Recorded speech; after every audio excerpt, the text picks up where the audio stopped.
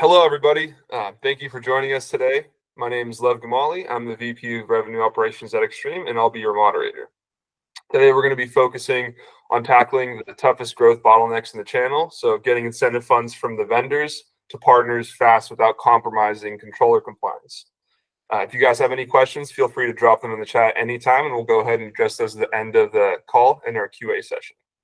So today, we have joining us Mike Reilly, the CEO of Vartopia, a leading deal registration and partner incentive platform.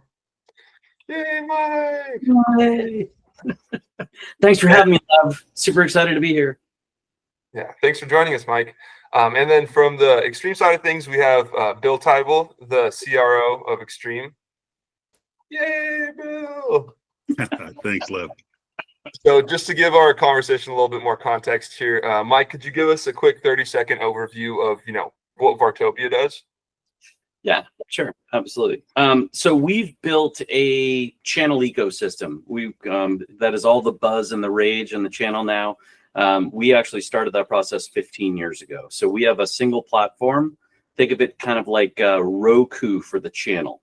So it's got 150,000 plus partner companies, including all of the solution provider and MSP 500 here in North America, as an example. And almost 500,000 users now. And essentially it allows partners to access content from about 750 different vendors, partner portals, content libraries. And then we have a solution that allows partners to do multi-vendor deal registration. So they essentially have that single pane of glass, and they can register deals with all the vendors in one place. So super excited.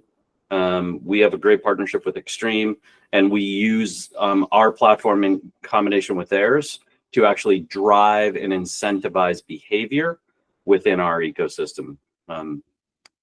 To deliver the results that both partners and vendors are looking for. Perfect. Thank you for that overview, Mike.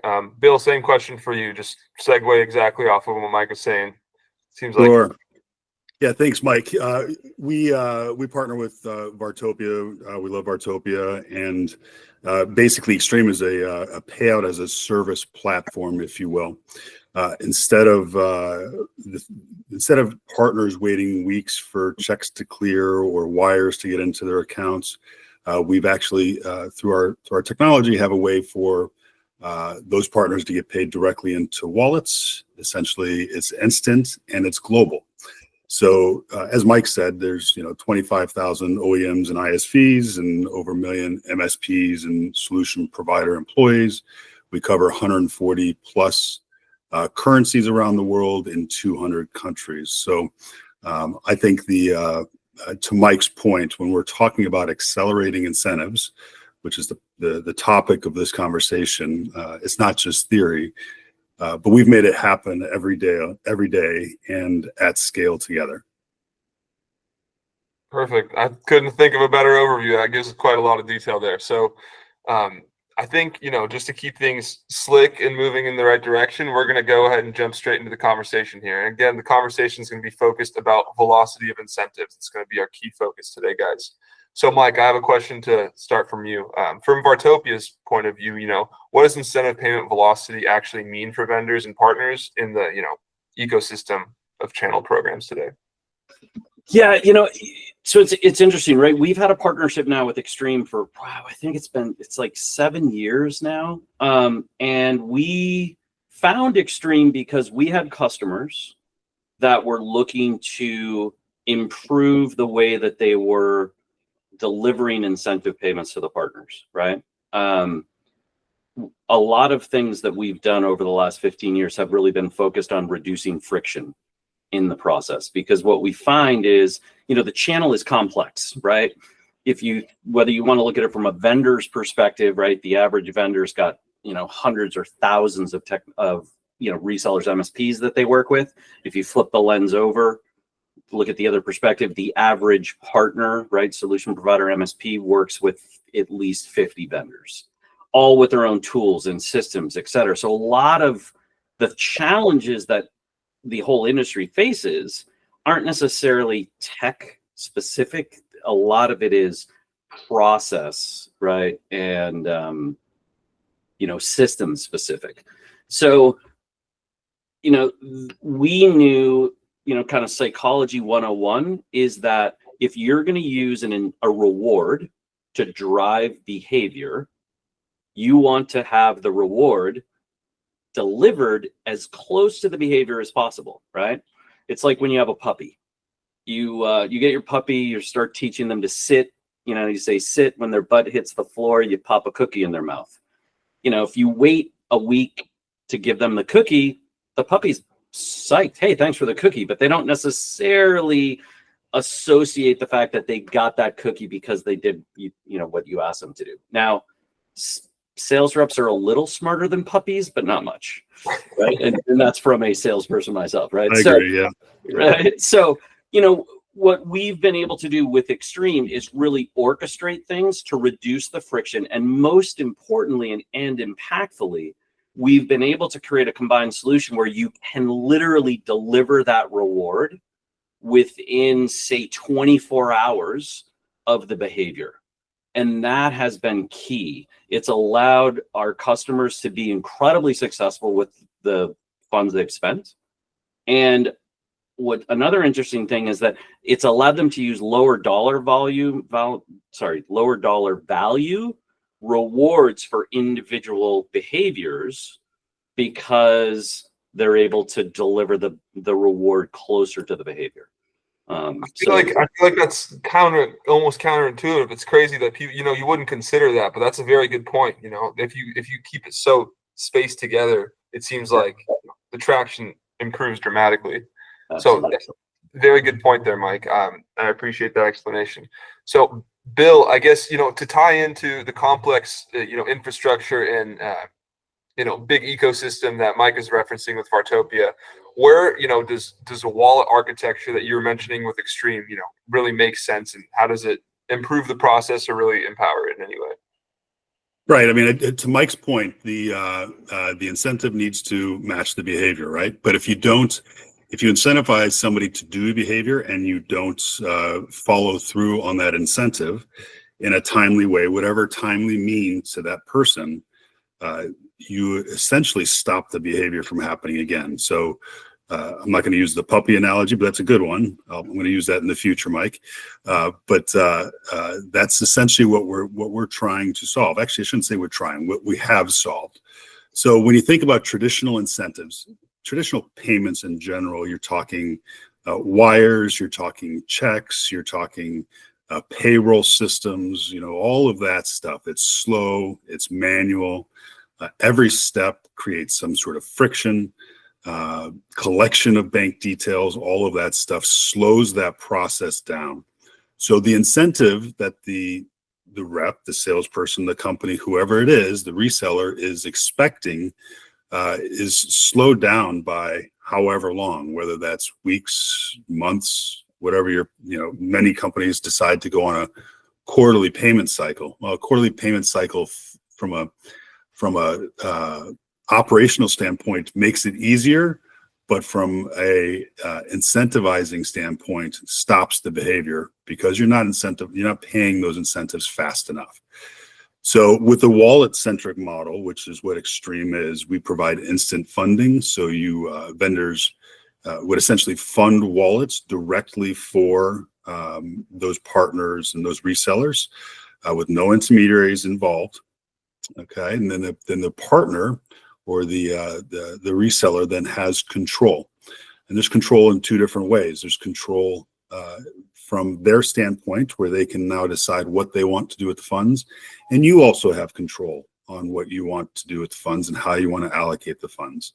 And we offer you can pay directly to a bank, you can split the process, you can pay as a company, you can pay directly to employees from that wallet, reinvest that money into MDFs. You can do a lot with the Xtrm wallets, and we call it just that, choice, right? And again, this works in 140 countries across 140 currencies across 200 countries.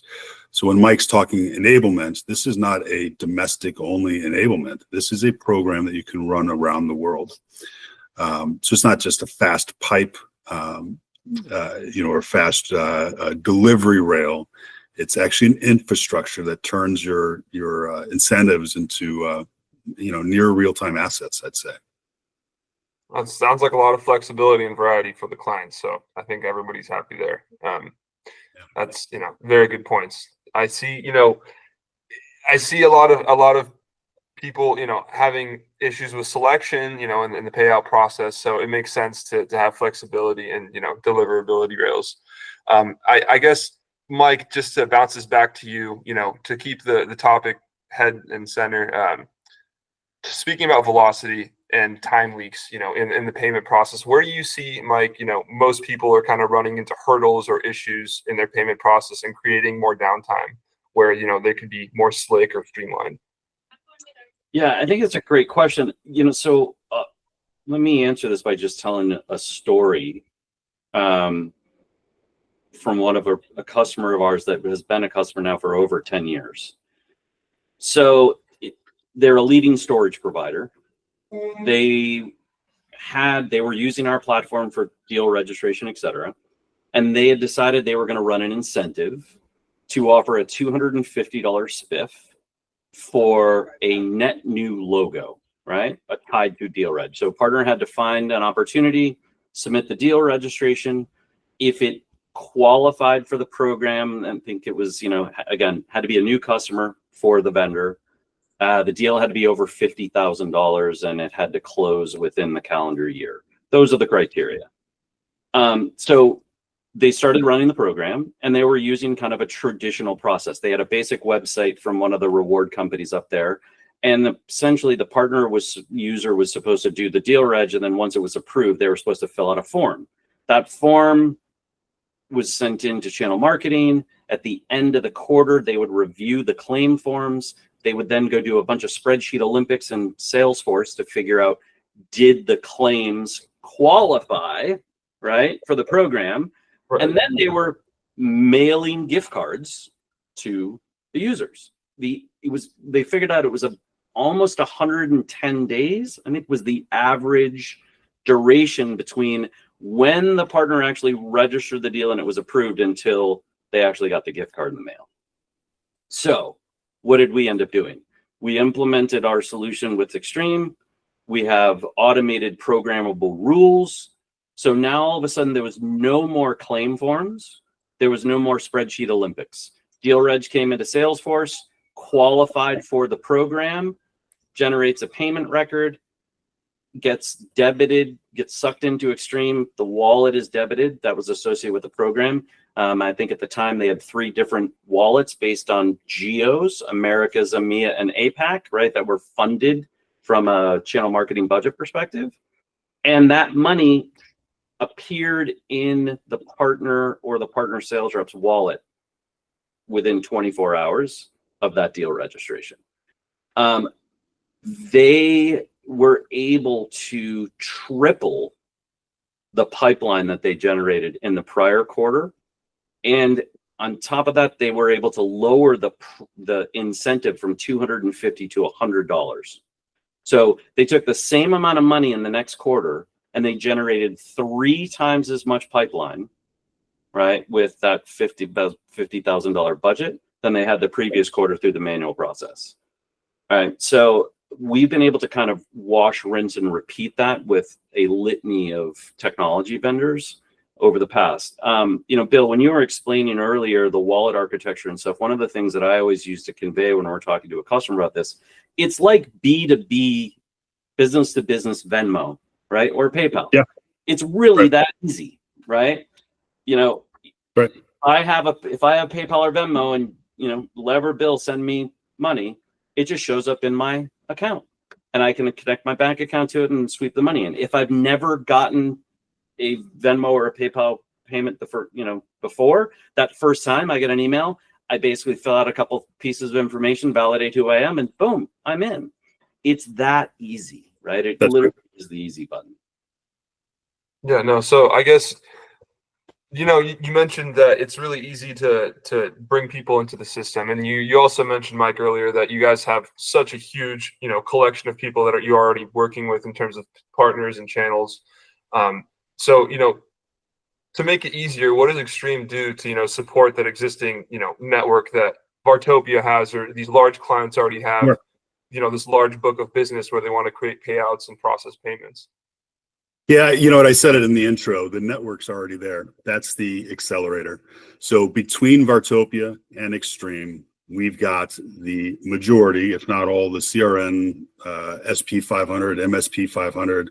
Again, we've got 25,000 OEMs and ISVs, plus another million MSPs and solution provider employees, right? So between that and the Vartopia ecosystem, we've probably touched or spoken to, or your partners are already actively using the Vartopia and Xtrm platforms in some way, shape, or form. What that means is it's easy access to those partners. You don't have to re-enroll partners. To Mike's point, they've already got they will already have a wallet within our infrastructure. You're just paying into that wallet.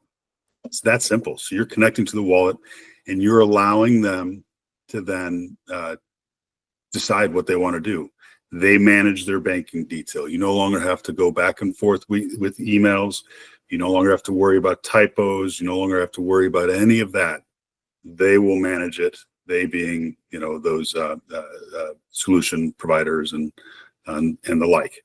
And again, not only that, but it's global. So, the challenge is some clients might ask, well, I can build this. To Mike's point, Vartopia's been around for 15 years.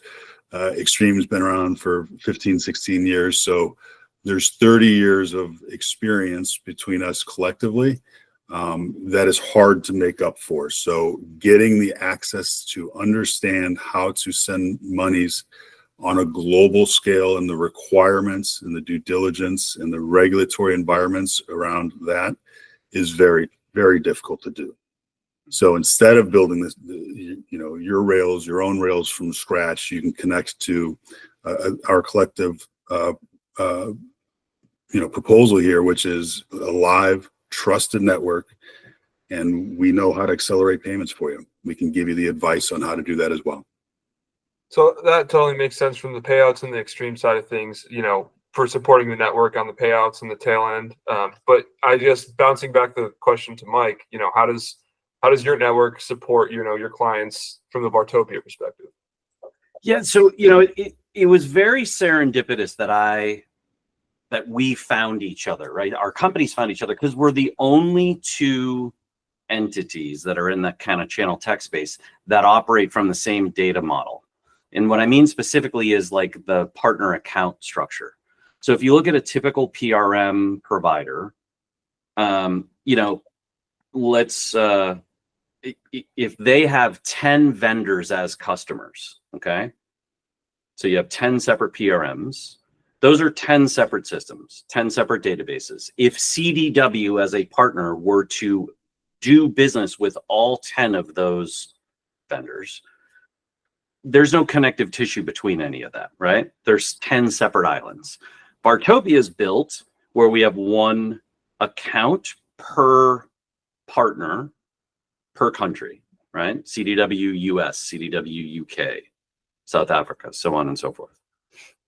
Xtrm does the exact same thing, right? So that the synergy is there, and the fact that they are already right. So again, I'll use CDW again. I think they do business with 25 of our vendor customers. So what that means is they can submit, manage, and measure deal registrations for all 25 of those vendors in a single screen and a single interface. Similarly, with Xtrm, CDW has a US corporate entity in Xtrm with their wallet. And I know that I think 7 or 8 of our customers use Xtrm to deliver incentive payments, but I'm pretty sure that number is greater because unfortunately not every Xtrm customer is a Vartopia customer. But again, so think about it from the partner's perspective, right? I mean, look, we all talk about in the channel around how hard enablement is, how hard adoption is, right, in the channel. So if you can If you can tap into something that's like this ready-made network, again, I'll go back and use the PayPal Venmo reference, right? Sure, I could go sign up for some esoteric new system that there is no network, but wouldn't I rather be like, oh, hey, you take Venmo? Sweet, here you go, right? Bam, right? Whatever you're doing the payment for. It's just so much easier. So again, put your partner hat on for a second. CDW is probably getting payments from 15 to 20 vendors that work with Xtrm. So they can come into their dashboard in Xtrm and they can see all of the incentive payments, whether those are MDF payments, whether they're rev share payments, it doesn't matter, right? And they've got all the details of each of the transactions. CDW has already connected their bank to their wallet. So that's done. They don't have to go set all that up again when a new vendor decides to tap into the Xtrm network and leverage it. So again, right, it's all about, time to value is huge for everybody in this space, right? We all have more to do than we have time to get accomplished. So yeah, huge synergy between the two of us. Definitely hear you there. I feel like, cutting out latency in any part of the process is, expediting this payout, getting the deliverable as close to the action as you can, like you mentioned before. It sounds like, the critical parts of the process. So I know, Bill, we mentioned, the litany of, the vast network that we have built out via Xtrm and Vartopia together. Just to be devil's advocate here, when you're creating these payouts to a variety of endpoints, it does create, a verification issue. So, from Xtrm's perspective, how do you guys streamline verifying that, the payments are arriving in the correct location? Sure. So there's a couple of things that we do just to help with that verification process. And verification is, let's be honest, is where most velocity dies. This is where everything stops in its tracks. And that's from, verification from finance, to Mike's point. Does this qualify? Is this appropriate? Have we validated banking details? Has compliance said that this is okay? Is this going to a restricted or sanctioned country? Are we following rules? Do we have OFAC regulatory lists being scrubbed against our list? Things along those lines, right? And all of that can take time and really drag on for weeks. If you think about just the collection of bank detail and validating that bank detail alone, imagine what that process looks like for an incentive. So when it's, a big invoice item, you get an invoice and the bank instructions are there. When it's an incentive, do you trust the bank details that have come at you? Do you have them? Did you get them? Or do you now need to go out and grab them through email, whatever kind of process you've got in place? We basically eliminate that process. So that verification of those bank details is dynamically approached within our platform as well, based on currency, based on jurisdiction, based on other requirements. So we validate all of that through the system. When you register into the Xtrm wallet, we also are validating who you are, where you are, those details as well, to ensure that the funds are where they should be. So speed is great, but if the funds go to the wrong place, then speed becomes the speed becomes the reverse. It's not great any longer. Right. So we really help to do that. Now, part of that goes back to what we talked about before. It's just the scale of our global network of rails. It's partner choice. How do partners want to do the payments themselves? And then it's just the pre-verified bank details and all of the other details we have for those that are already registered in our system. So they're already here and validated. You no longer have to revalidate them. So I think that's the message for this piece is, the wallet becomes the collection, the verification, and the payout layer. That's how we can collapse, to Mike's point earlier. Instead of a 3-week manual or 3-month manual cycle, we can condense that basically into a same-day type of cycle. Someone goes in for an incentive, says that you owe me an incentive, you can then quickly drive that incentive to them. Therefore, incentivizing them, which is the purpose of the incentive, to do it again. So. No, that makes a lot of sense. It looks like we got a question in the chat. We'll address it at the end of the discussion here. We have a few more questions to get through that I wanted to mention, but thank you for that. So, Bill, I appreciate that explanation. Makes a lot of sense. Just to put the whole picture together for everyone here, guys, Mike, I want you to dive in a little bit deeper on what happens and what uplift and benefits do the partners actually experience when incentives are landing in the wallets, in hours rather than weeks, like we mentioned earlier. Yeah. So look, I'm gonna beat a drum that I do quite often, right? I think it's one of the responsibilities / opportunities that vendors have is they really need to think about things from the partner perspective, right? So think about this for a second. The average partner does business with more than 50 vendors. Let's say you're a salesperson at one of those partners, and if half of those companies are running some sort of incentive, are you really gonna have the mental capacity and attention to stay on top of all of that, to know day in, day out which of the vendor partners of mine are running which incentives, right? Yeah. So when you think about it right, now think about that vendor, the storage customer that I was talking about, ran a promotion, right? A spiff to drive that new business. And then 100 days later, you get a gift card in the mail. Look, no one's going to be upset about getting a gift card, right? You're like, hey, cool, that's awesome. The chances that you're going to actually remember exactly what that was for, maybe you read what's in the envelope, right? So again, right, you want to get the payment delivered as quickly to the behavior as possible. It's a huge competitive differentiator. Okay. Now, where does that translate, and what benefits does the partner get? Well, the partner gets to, be rewarded quicker. It's really the WIFM, if you will, right? The what's in it for me is really about the vendor. It's a competitive differentiator for the vendor. And what we've seen, as I mentioned earlier, is we've yet to have people cut their budgets back, right? What they've been able to do, though, is multiply the results with the same budget, right? Instead of using, say, $50,000 to run that program and doing $250 payments, use that money, maybe do 2 slightly different programs, use smaller dollar amounts, because with the velocity, it has an even bigger impact on the behavior.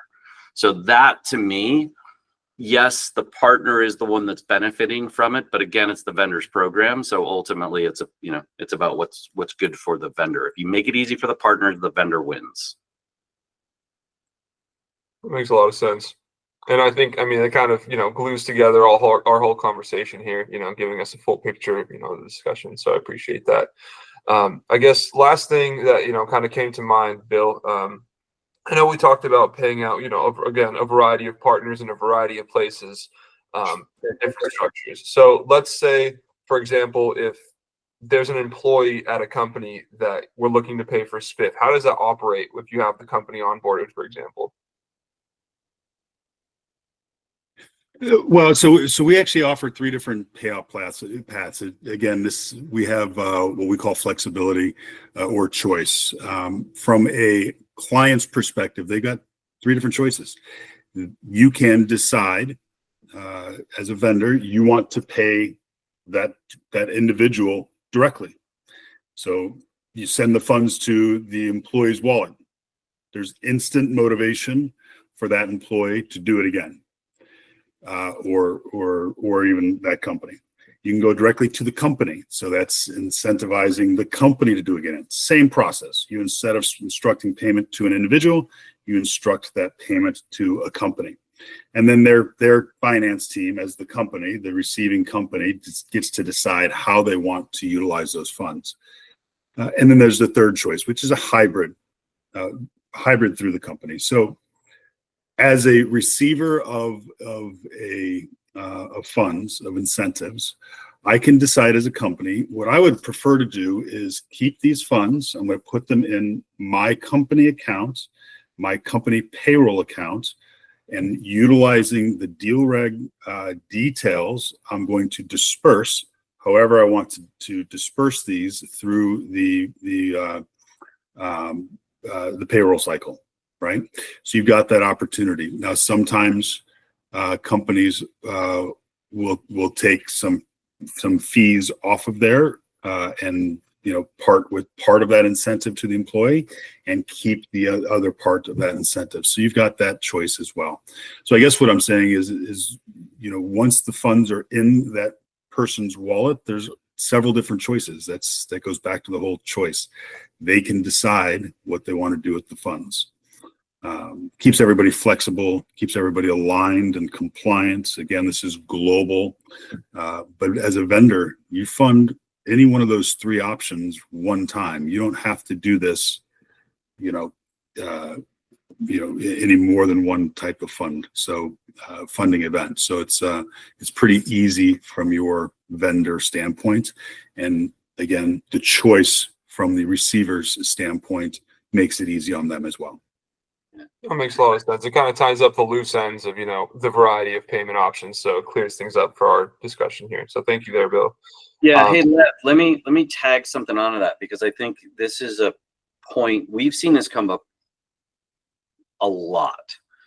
So there are a number of partners that are fine with incentive programs. I'll call it what it is. They're fine with spiffs, right? Spiffs are typically paid to the salesperson, right? Or the SE that's, driving the sale. The challenge is there are a lot of larger partners that they want visibility into it, right? They're okay with it, but they want total visibility into it. So we were able to work with Xtrm, it's probably 5-6 years ago since we started this. And this is where this concept of an employee payment came in.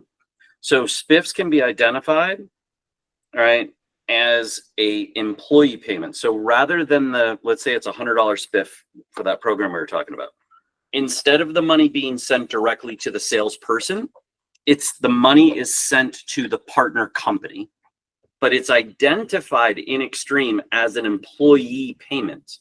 So they know, Lev has earned $100 for this incentive program. Go Lev, right? And here's all the details about it, but this money is Lev's, right? So it ends up in, let's say, CDW's wallet, right? Now, the partner can do two different things. The partner can say, cool. They can actually use Xtrm and transfer that money to the partner, to the employee in the Xtrm system. Most of them are going to essentially do what Bill mentioned earlier. They're going to pull that into their bank and they're going to put it through payroll, right? Unfortunately, I'm sure it annoys salespeople sometimes, but some of the larger partners will actually keep a percentage, 20-25% for the house, if you will. And then they pass that 70-75% on to the, 75 or 80% on to the employee. So these are, Bill, I'm going to ask you another question, because these are the things that we hear when we're engaged with vendors around. There's almost like some fear, uncertainty, and doubt, right? How do we do this? Sure. So that's a big one that we hear come up. The other one is tax. So can you help, our listeners here understand? Because I would stipulate that one of the massive advantages for using Xtrm is you guys are a third-party payer. So can you explain to everybody what that means and how you guys handle the tax liability? Sure. So like you said, we are a TPSO, so third-party settlement organization. What that at a high level means is we take on the responsibility of reporting those efforts to the IRS or the like around the globe. And then we also supply the 1099 or a similar tax documentation for on a global scale. So we handle that for you, full stop. You don't need to do anything with that tax information or with that detail. We will handle it for you. And Mike, I think that's another piece of the story that's outside of the velocity piece, but it's the ease of use and what we do outside of just the standard process. So when you start thinking about collection, you no longer have to worry about, again, collecting bank detail. You no longer have to collect and aggregate the payment detail in order to report the tax findings for said individual. So those pieces alone start to strip away your responsibility. And these are some of the biggest objections, I would say, to any payment or spiff/incentive type of process. It's, well, if we do this, we've got to have this requirement. Well, we handle it for you. Well, then we've got to do this tax piece. Well, we handle it for you. Collectively, the Vartopia Xtrm relationship basically says, you take care of what you want the program to look like, and we'll manage the rest. A couple of keystrokes here and there, but that's right. We handle the tax requirements for you. So let me be specific. So let's say I'm either a partner company or an individual employee. Sure. Let's say I've earned, I don't know, $2,000 from 4 different vendors over the course of the year. Am I getting tax documents from those, let's say, what did I say, 6 different vendors? Am I getting separate tax documents for all these different vendors that I have to worry about filing when I'm doing my taxes? Or great point. We do the aggregation. You get one. You get one from Xtrm. You go into our platform, and we provide that for you. Yeah. Every year, like clockwork, you've got it accessible to you, and you can grab that detail and use it as you need. But you don't need, to your point, you don't need 4, 5, 10, 15, whatever that might be. You use one. Yeah. One of the other things that came up, this is fairly recently, we had a customer that was trying to evaluate whether they were going to use you guys or maybe trying to kind of, something just on their own using spreadsheet Olympics and, manual process. The question came up around regulatory requirements for the capture and storage of PII, right? Because there are different levels of PII, right? So it's one thing to have somebody's first name, last name, and email address. There's certain kind of, security requirements you're supposed to have for that. But when you start getting into the second class, which is things, social security numbers and everything else, aren't there different regulatory requirements? And what should companies be concerned about if they're going to go their own path to try to capture this stuff? Yeah, so there's regulatory requirements on a global scale. So if you keep it in the States, you've got one set of requirements. When you start as a global company to go outside of the state, outside of the borders, and into Europe, you set a whole nother bar, whole nother level of requirements. UK is a whole nother level of requirements, and so on, so forth around the globe. You've got different requirements for storage, different requirements on what we can do, what people can do with your information, what has to happen, and the security around that information. Now we are SOC compliant. We've got all those structures in place, and our technology is secure. I would say that's probably the other piece that is hugely important. It's the speed, it's the tax, and it's the security of your information and our regulatory responsibilities and requirements around PII and the rest of it.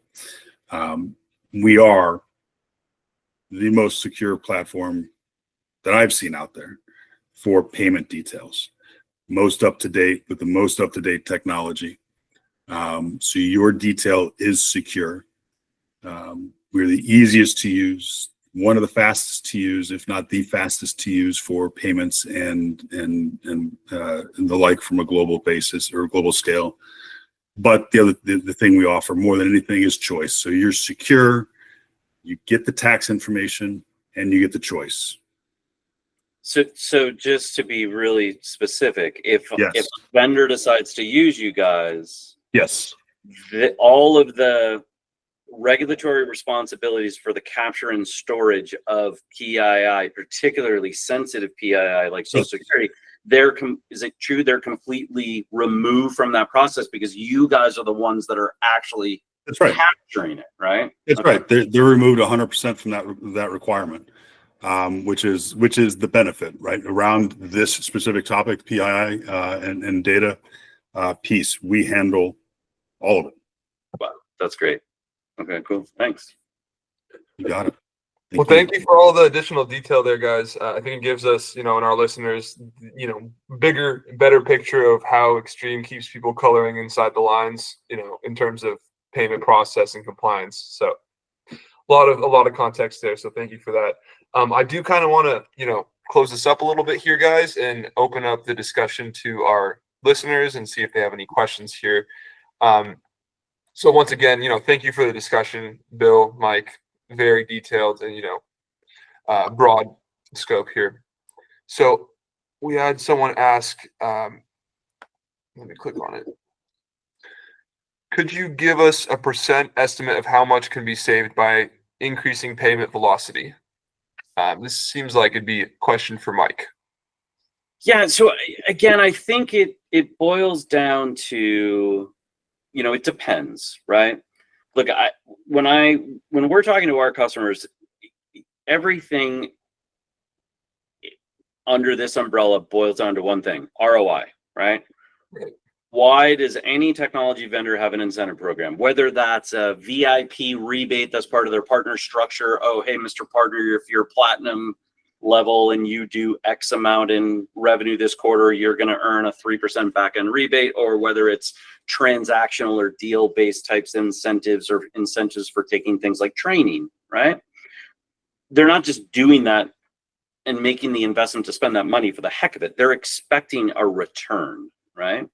So again, back to what I said earlier, you can use smaller dollar amounts, particularly on the transactional oriented ones, right? Like the things for training and kind of deal specific. You can use a smaller dollar amount per transaction, which opens up the ability to incentivize more things because you can automate it. Now, not only is that easier to do that on the front end, but because it can be automated programmatically using rules, right, within CRM, you also eliminate all of the traditional spreadsheet Olympics and Salesforce spelunking that has to be done to go validate whether or not the incentive has been earned. So it's not just one thing; it's kind of all of that tied together. No, it makes sense. It's like you're not only saving time, you're also saving salary of paying someone to manage all those things. So that totally makes sense how it ties in. So I appreciate that. We have another question I see here. How about delays? What is the #1 cause of payout delays that you've seen in the past year? I guess this is kind of open to both of you guys, Bill and Mike. I'll give you my piece. Yeah. We've had customers that have been using other solutions prior to then starting to work with us and Xtrm. And the biggest hurdle that we've heard is the data collection that's required to facilitate the payment distribution process, right? We had some customers that were going to use their kind of ERP/bill payment platform, something like, say, Bill.com or Coupa or something like that, right, to do it. But it was a very arduous process to go collect all the information from all of the partners so that they could actually be able to pay them, right? Because they wanted to be able to do it via like ACH out of the banking, out of their back-end AP system. Mm-hmm. We've had scenarios where this was a very large company. They were going to do individual incentives, and they were again, it was US only. There was all of this, you may have heard in the news that as part of the infrastructure bill, they changed the amount of money that an individual would receive, where they would get I think it's a 1099K, right? So prior to the infrastructure bill passing, it was like 200 transactions and like $20,000, and they were going to drop it down to 600. So this company was like, whoa, okay, we cannot then allow any employees sales reps of our partners participate in our program until we go capture all this information up front, because we cannot be in a scenario where we have a legal obligation to provide that 1099K and we don't have the information necessary to do so. So those are the two things that I've seen the most, Bill. I don't know what, how about you guys? So where, I've been in the payments industry for a long time. I was going to put a third long on there because I just had a birthday, but I didn't. So thank you. So the biggest problem with payments from just a pure execution standpoint is the data. If you think about what a company needs to do, a vendor needs to do in that collection process, Mike, this goes to what you were saying, in that collection process for vendor data, it's very email centric, which is not secure, by the way, which is not a good way to collect data, which is prone to leading zeros missing and gaps in IBANs or account numbers or whatever it might be. The opportunity for error increases tenfold. So the biggest challenge that I've seen that stops payments is simply that. It's, hey, someone said they need a incentive, that they deserve an incentive. We sent them an email and they've never sent anything back. Did it go to spam? Did it go, did they get the email? Did they just not read the email? Do we have to send another email? So let's go through that process. The AP department and what they need to do in that process of collection is mind-boggling. And to Mike's point, using applications like your AP platforms to do so, that's not the purpose that those platforms were built. So, with the Xtrm platform, we're purpose-built to help with that process, to avoid that slowdown and stoppage in payment, and basically to eliminate your need or requirement to collect anything. So it just gives you the opportunity to avoid all of that. But I'd say that's probably the number one problem, is just, what is the detail? Did I get the detail? And is it truncated? Is it right? Is it wrong? Did a bad actor get a hold of the detail and now it's going to some erroneous place? Well, we help to avoid all of that. And that's what stops payments. From an internal perspective, to Mike's point, like an internal vendor compliance overview, legal, all of those things, there's a litany of other processes that collectively Vartopia and Xtrm handle. But there's any one in that group can stop a program from accelerating to be successful. No, it makes a lot of sense. And I think, what we discussed about, getting managed by both Xtrm and the Vartopia thing, it kind of alleviates most of these delays and hurdles that we just mentioned. So, well, I would say one other thing, Lev. So the collective experiences platforms are tremendous. You probably don't need to contact anybody directly.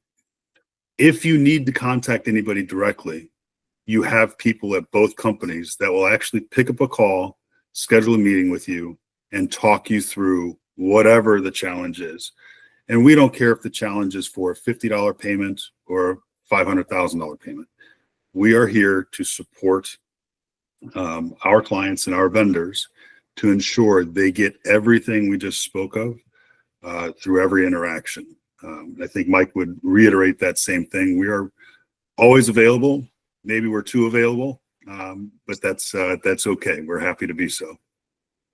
hey, it's good. It's good to be about the business, Bill. So that's never a bad thing. But I think it's a pretty good summation of the discussion overall, focusing on incentive velocity and trying to highlight, the impact that it has on your incentive programs and your company, operations.